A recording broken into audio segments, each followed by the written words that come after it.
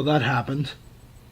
So, as it is now, you guys, I've officially off of iTunes for the show, and now officially moved to the DVR.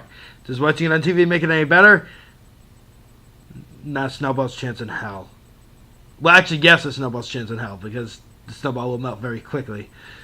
This episode was equal parts bland, equal parts what the fuck did I just watch? Although it was more bland than anything else. This is episode 13, the Girl Power Awards. So, this episode is about, wow, this episode's getting banned. I gotta tell you that! If you know the controversy that surrounded the ABC show Work It, yeah! And Nickelodeon, well, they went there. They went there alright. So, let's see what we got here for the show. We have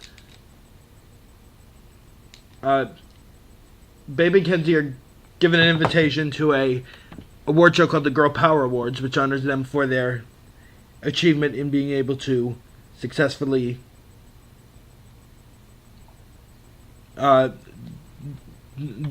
do something great in business that something doesn't often happen with well, as an achievement as girls, something like that. You get the point. And so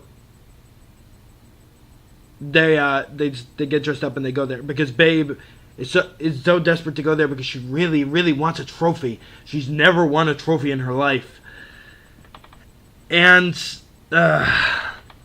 yeah, so Tripp takes umbrage to the fact that they're guy, that he and Hudson are not being honored just because they're guys.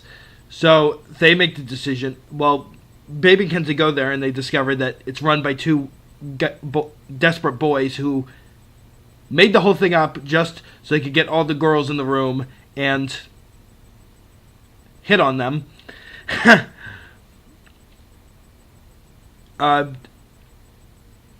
Tripp and Hudson, they dress up as girls and head there in order to be accepted as girls. Okay.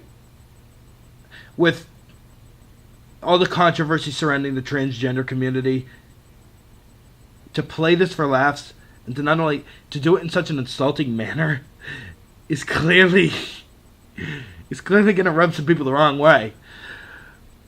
So I'm amazed that they were able to get away with this, that Nickelodeon was able to get away with this. If this episode gets aired again, ever again, more than once, I'll be so freaking amazed. There's not really a whole lot to say other than, like, so they compete against two girls who have created lickable cell phone cases. Okay, whatever. And so then when the times come to announce their the winner of the award, the two pairs of girls are nominated in, they end up tying. And the purpose for the boys deciding that they can tie, they have to wrestle to determine who wins. I am not laughing at this because it is funny.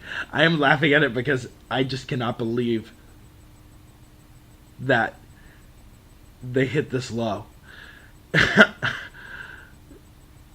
And so they have a weird subplot that involves there's not a whole lot to say about this episode. That's the thing.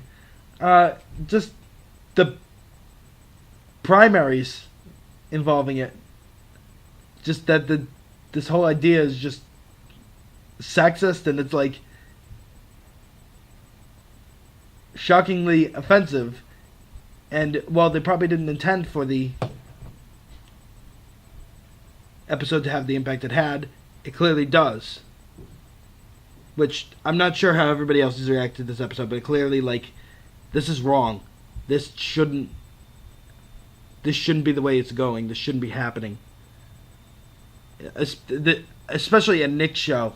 Now, while it's nice for a Nick show to cover But a Nick show, it's clearly not saying being transgender is okay. It's playing it as goofy. It's playing it as, like, so unbelievably weird. Because, like, these are, like, 12-year-olds. 12-year-old boys dressing up as girls. Now, granted, we've seen other Nick shows where boys dress up as girls or girls dress up as boys. But they do it in sort of a respectful manner. They don't make it this uncaring. Well, I'm trying to figure out the right wording for it. They don't make it this, like, lazy. Or they don't make it this...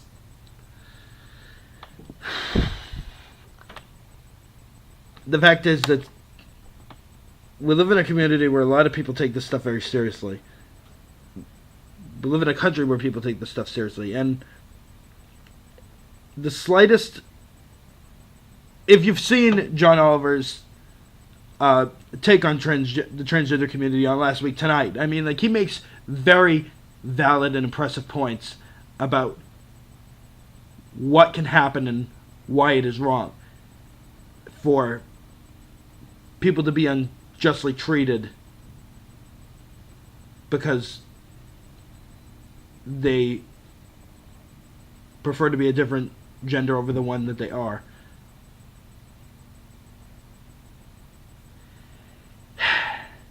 And yeah, for Nickelodeon, clearly, like, yes, Legend of Korra ended with Korra and Asami getting together, but at the same time, Nickelodeon, I'm not sure, was entirely aware of that. And Brian and Craig, when they did it in a very respectful manner. They didn't overplay it. They didn't make a big show of it.